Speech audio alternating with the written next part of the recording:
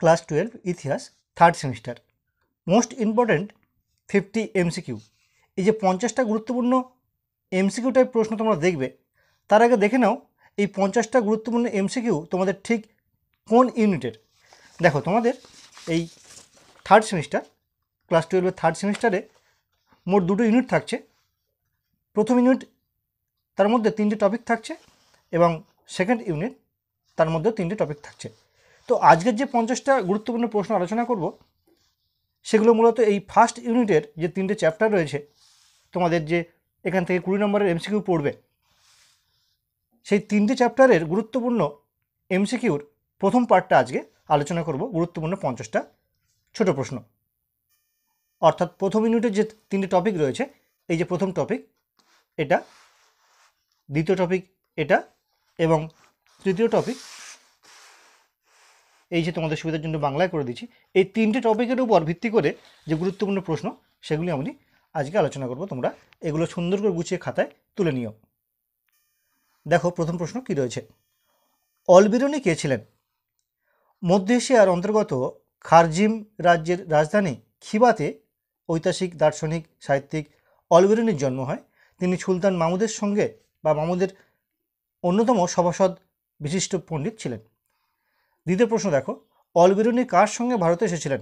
সুলতান মাহমুদ ভারত আক্রমণ করেছিলেন 1000 থেকে 1027 মধ্যে 17 বার। তার সঙ্গেই কিন্তু অলবিরুনি ভারতে এসেছিলেন। তাঁর লেখা গ্রন্থের নাম, অর্থাৎ অলবিরুনির লেখা একটি গ্রন্থের নাম লেখো। তহকিক বা কক ই হিন্দ বা কিতাব উল হিন্দ। এই প্রসঙ্গে বলি, দেখো তোমাদের পরীক্ষায় কিন্তু আসবে এমসিকিউ টাইপ প্রশ্ন, অর্থাৎ একটা প্রশ্ন 4টে করে অপশন দেওয়া থাকবে। কিন্তু আমি তোমাদের সুবিধার জন্য এই ওয়ান লাইনার হিসাবে তৈরি করেছি এই সেটটা, যাতে তোমাদের সুবিধা হয় এবং পড়তেও সুবিধা হয়। আশা করি এইভাবে পড়লে কিন্তু তোমরা অনেক বেশি সুবিধা পাবে, উত্তরগুলো মনে থাকবে এবং উত্তর দেওয়ার সময় অনেকটা সুবিধা পাবে তোমরা। সেই চিন্তাভাবনা করেই কিন্তু তৈরি করেছি এটা। পরের প্রশ্ন দেখো, অলবেরুনির লেখা গ্রন্থ থেকে ভারতের কোন সময়ের ইতিহাস জানা যায়?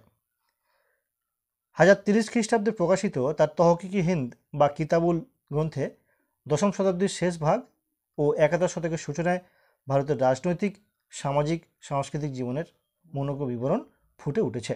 সেখানে ইবন বতুতা কে ছিলেন?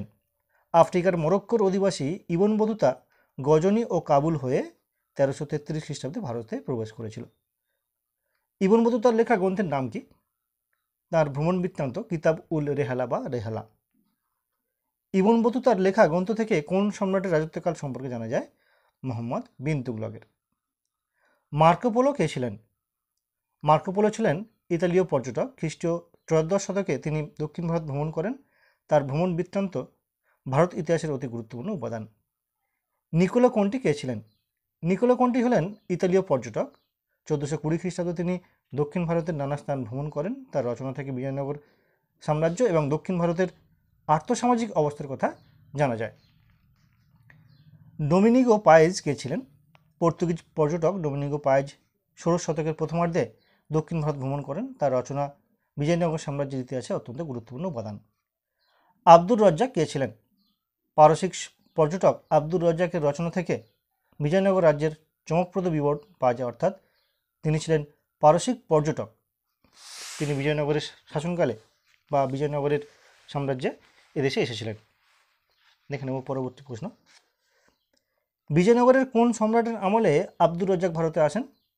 1442-43 খ্রিস্টাব্দে দ্বিতীয় দেবরায়ের সময়কালে আব্দুর রজ্জাক ভারতে এসেছিলেন।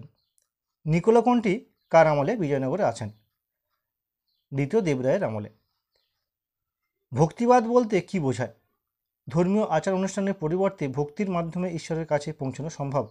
এই মতবাদে ভক্তিবাদের মাধ্যমে আত্মার সঙ্গে পরমাত্মার মিলনের কথা বলা হয়েছে, অর্থাৎ ভক্তি হলো মূল বিষয়বস্তু ভক্তিবাদের। কবির কে ছিলেন? কবির ছিলেন 15 শতাব্দীর একজন অন্যতম ভক্তিবাদের প্রচারক। তিনি ঈশ্বর ও আল্লাহকে অভিন্ন অর্থাৎ এক বলে মনে করতেন বা প্রচার করতেন। নানক কে ছিলেন? নানক ছিলেন পাঞ্জাবের ভক্তিবাদী আন্দোলনের প্রচারক। তিনিও একেশ্বরবাদের তত্ত্ব প্রচার করেন। তার অনুগামীরা শিখ নামে পরিচিত হয়। চৈতন্যদেব কে ছিলেন? 16 শতাব্দীতে নদিয়ার নবদ্বীপকে কেন্দ্র করে চৈতন্যদেবের ভক্তিবাদের জোয়ার আনেন। তিনি সংকীর্তনের উপর গুরুত্ব দিয়েছিলেন, অর্থাৎ নদিয়ার নবদ্বীপের ভক্তিবাদী আন্দোলনের অন্যতম সাধক ছিলেন চৈতন্যদেব। সুফিবাদ বলতে কী বোঝো? সুফিবাদ হলো ইসলামের ধর্মের এক ধরনের আধ্যাত্মিক মতবাদ। ইসলাম ধর্মের অতীন্দ্রিয়ত্ববাদী চেতনা এবং ধর্ম সম্পর্কে গভীর উপলব্ধির ফলে এই মতবাদের উদ্ভব ঘটেছিল। কয়েকজন ভক্তিবাদী প্রচারকের নাম লেখো। কবির, নানক, চৈতন্যদেব প্রমুখ। দোঁয়া কি? ভক্তিবাদের অন্যতম প্রচারক কবি ছোট ছোট কবিতার মাধ্যমে ধর্ম প্রচার করতেন। এই ছোট ছোট কবিতাগুলিকে দোঁহা বলা হতো। শিখ ধর্মের শিখ শব্দের অর্থ কী? কাদের শিখ বলা হতো? শিখ শব্দের অর্থ শিষ্য। গুরু নানকের শিষ্যদের বলা হতো শিখ। বাংলায় নগর সংকীর্তন প্রথা কে চালু করেন? তার সময়ে বাংলার সুলতান কে ছিলেন? চৈতন্যদেব। তার সময়ে সুলতান ছিলেন হোসেন শাহ। মুঘল যুগে কয়েকজন ভক্তিবাদী প্রচারকের নাম? তুলসীরাম, একনাথ, তুকারাম প্রমুখ। ভারতে কখন ভক্তিবাদের সূচনা ঘটে? দিল্লির সুলতানি শাসনের ভারতে ভক্তিবাদের সূচনা ঘটেছিল। দুজন সুফি সন্তের নাম লেখো। মঈনুদ্দিন চিশতি এবং নিজামুদ্দিন আউলিয়া। পরবর্তী প্রশ্নগুলি তোমরা দেখে নাও। দেখো, একটা কথা বলি, তোমাদের এই যে থার্ড সেমিস্টার ইতিহাসের 12-এর ফার্স্ট সেমিস্টার, যেটা অর্থাৎ তোমাদের উচ্চ মাধ্যমিকের থার্ড সেমিস্টারে যে 40টা এমসিকিউ পড়বে, যে অধ্যায় ভিত্তিক হবে সেই অধ্যায় নিয়ে, অর্থাৎ তোমাদের এই সেমিস্টারের পুরো সিলেবাস বাংলাতে আমি কিন্তু সুন্দরভাবে গুছিয়ে বলে দিয়েছি কোন কোন অধ্যায় রয়েছে, সেই অধ্যায়ের মধ্যে কী কী টপিক রয়েছে। সেগুলোর ভিডিওর লিঙ্ক ডিসক্রিপশন বক্সে দেওয়া রয়েছে, তোমরা সেটা দেখে নিতে পারো। আর এটি মূলত তোমাদের প্রথম ইউনিটের গুরুত্বপূর্ণ 3টে যে সাব ইউনিট রয়েছে তার অন্যতম গুরুত্বপূর্ণ 50টা এমসিকিউর প্রশ্ন। এটা পার্ট 1। পরবর্তীকালে আরও একটি পার্ট রয়েছে, সেখানেও থাকবে 50টা কোশ্চেন। এইভাবে তোমাদের বিগত সেমিস্টারগুলোতে 11-এ যেমনভাবে এই চ্যানেল তোমাদের পাশে ছিল, এবারেও থাকবে। আশা করি তোমাদের কাজে আসবে। তোমরা যারা নতুন আমার চ্যানেলে, প্লিজ তোমার চ্যানেলটা সাবস্ক্রাইব করো। এবং আজকের ভিডিওটি কেমন লাগলো অবশ্যই কমেন্ট করে জানিও। আর যদি তোমাদের কোনো প্রশ্ন থাকে অবশ্যই কমেন্ট করো। তো এই গেল 40 নম্বর প্রশ্ন। মোট 50টা কোশ্চেন এই পার্টে রয়েছে, প্রথম পার্টে। দেখে নেব 41 নম্বর প্রশ্ন, দেখে নাও। তোমরা যদি এই থার্ড সেমিস্টারের ইতিহাসের সিলেবাসটা দেখো তাহলে বুঝতে পারবে এই প্রশ্নগুলো কতটা গুরুত্বপূর্ণ প্রশ্ন। মূলত তোমাদের সিলেবাসের প্রতিটা টপিকের উপর ভিত্তি করেই সেই টপিকে কোন প্রশ্নগুলো অত্যন্ত গুরুত্বপূর্ণ সেই অনুযায়ী কিন্তু এই সেটটা তৈরি করা। তোমাদের ফাইনাল পরীক্ষায় এখান থেকেই কিন্তু প্রশ্নগুলো বারবার বিগত বছর এসছে, এখনও আসবে। হয়তো এই সেমিস্টারটা বা সিলেবাসটা তোমাদের কাছে নতুন, কিন্তু বিষয়বস্তু অনেকগুলোই আগের সিলেবাসে যেমন ছিল ঠিক তেমনই রয়েছে। যেমন বিজয়নগর বাহামনি সাম্রাজ্য, এগুলো সবই ছিল, সুফিবাদ, ভক্তিবাদ, এগুলো সবই ছিল, এখন একটু অন্যভাবে এসছে। যাই হোক, এগুলো থেকে তোমাদের কিন্তু পরীক্ষায় প্রশ্ন কমন আসবে। তো তোমরা এই প্রশ্নগুলো সুন্দর গুছিয়ে খাতা তৈরি করো, লিখে, এবং এখন থেকে সেগুলো প্র্যাকটিস করো। তো মোটামুটি এই গেল 50টা প্রশ্ন। পার্ট 1 শেষ হলো, পরবর্তীকালে দেখা হবে পার্ট 2 নিয়ে।